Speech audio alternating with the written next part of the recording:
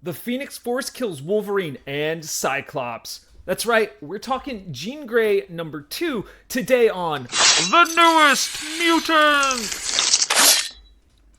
Hello and welcome to yet another edition of The Newest Mutants. I am Laz and I read comics so you don't have to. Before we begin, please don't forget to like and subscribe to keep yourself mostly up to date with what Marvel is doing to our mutant friends. With that, let's recap Jean Grey number 1. Just to catch you up, Jean Grey was killed at the Hellfire Gala, and as she lay dying, she used her mutant powers to find points in time where maybe if things had been different, the end result wouldn't be another mutant massacre. In the previous issue, she and the X-Men had traveled into the future, and when they returned, their memories were not wiped out. So all the experience they gained in the future with Cable was never erased, leaving them and Jean more equipped. Instead, it just led to the Dark Phoenix destroying everything again, but sooner. So, with that in mind, our story begins at a pivotal point in X-Men history. Check out Uncanny X-Men 100 and 101. After a mission in space, the shuttle the X-Men are headed back to Earth on is going to be hit with a dangerous solar flare. Luckily, the X-Men have a shielded room on the shuttle, but with damage to the autopilot, someone would need to fly the ship. In our current canon, that was Jean, and it was the catalyst for her becoming the Phoenix. However, in this version of events, Wolverine makes his case to Jean that his healing factor might actually help him survive being the pilot. So since Jean is exploring this in her mind, she allows Logan to pilot the ship. In this version of events, Scott professes his love to Jean with the X-Men watching, a rare public display of affection from Cyclops. Jean then telepathically connects with Wolverine to help him pilot the ship. And as she does, she learns a lot about Wolverine, his past, his feelings, his rage, his courage. Jean is moved to tears knowing Logan in this way, knowing how much of his life was sacrificed, and that he'd be willing to die for people he hardly knows, especially Jean. The shuttle crashes, and much like the original events, the X-Men survive. But instead of Jean Grey emerging from the waters as the Phoenix, Wolverine emerges as the Phoenix this time. And he now flies away to make the people who made him suffer pay for their crimes. As the Phoenix Logan flies off, Jean tells Scott exactly what he's going to do. He'll destroy the people who tried to make him into an animal. After this incident, Professor X claims that they got away from the crash undiscovered, but for the time being, he wants the X-Men to go to Castle Cassidy in Ireland. Jean isn't going. She doesn't understand why Charles won't go after Logan, so she's going after him herself. Cyclops, well, he's going too. They travel to Canada through the winter wilderness to the place where Weapon X was born. And there, they discover the carnage of Phoenix Wolverine.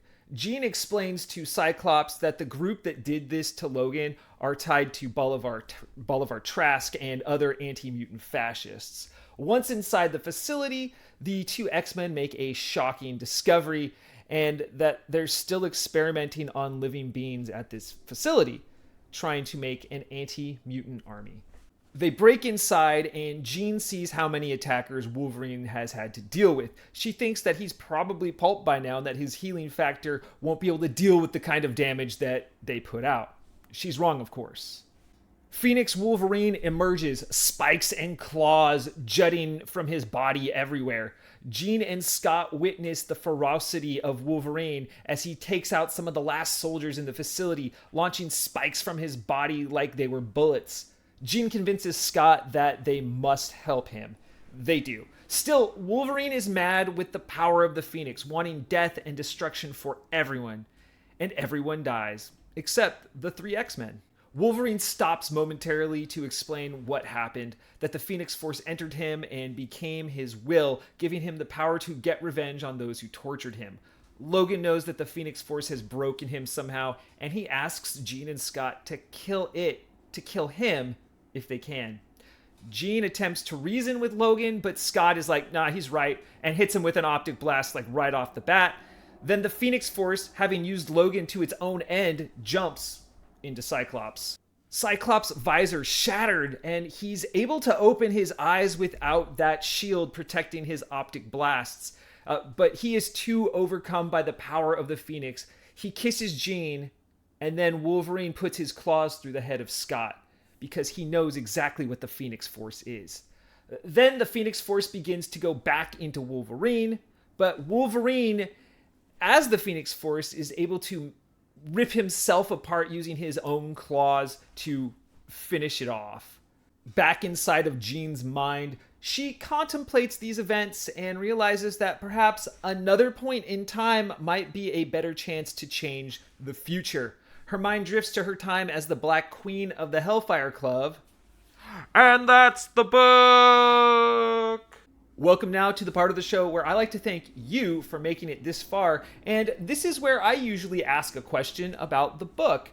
Time travel. It's a prevalent part of X-Men stories, but do they travel through time too much? Now, this book is more like a what-if comic, but still, is this a tired trope, or is time travel such an integral part of X-Men lore that, we just can't get rid of it? Let me know. What do you think about this in this comic or other X-Men comics? But now, let's get back to Jean Grey, number 2.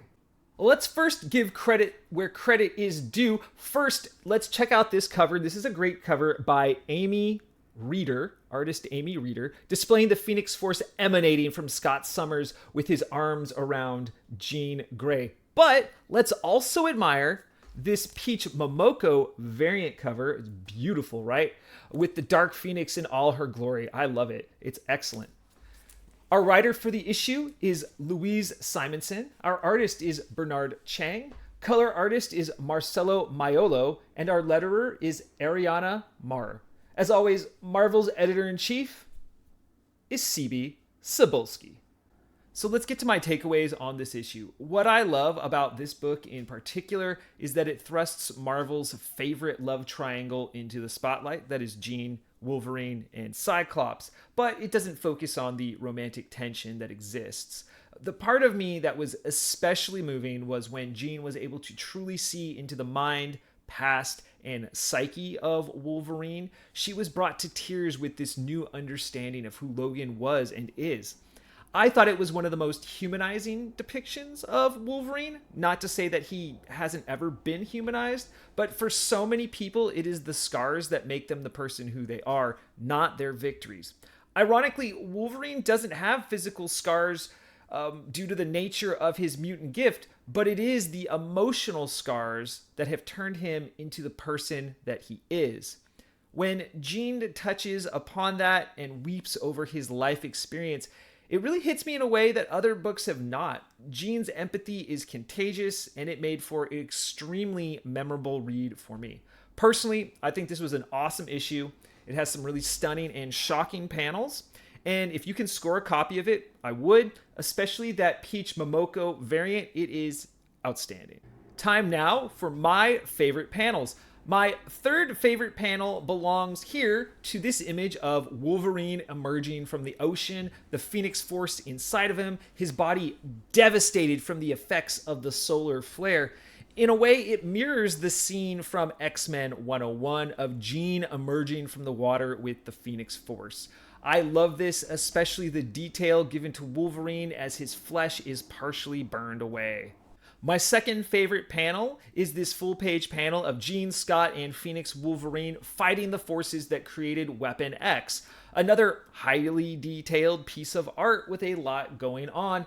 There is so much happening in this image. I'll keep it up a little longer than normal and talk a little bit slower so you can see what is going on. So please, as I continue to ramble, check it out. Look at all of this action. But my favorite art belongs here to this page, and it is the image where Jean is in Logan's head. It was a real emotional scene for me, and with Jean inside of Wolverine's shattered psyche, it added even more weight to the art. Wonderful piece here, and it's my favorite in the book. And that's the show. But of course, we never finish an episode without me showing off an issue from my collection. And today we've got Uncanny X-Men number 133. Since Jean Grey number 2 was about Wolverine and his rage, along with the Phoenix, I thought I'd show off an issue from the Dark Phoenix saga where Wolverine unleashes his rage, and he's doing so against Hellfire Club minions on this classic John Byrne Sr. cover. This is an all-time great comic. So yeah, check it out. Pretty badass. Next time, we'll be back talking about Realm of X number 2. So make sure to visit us again on The Newest Mutants!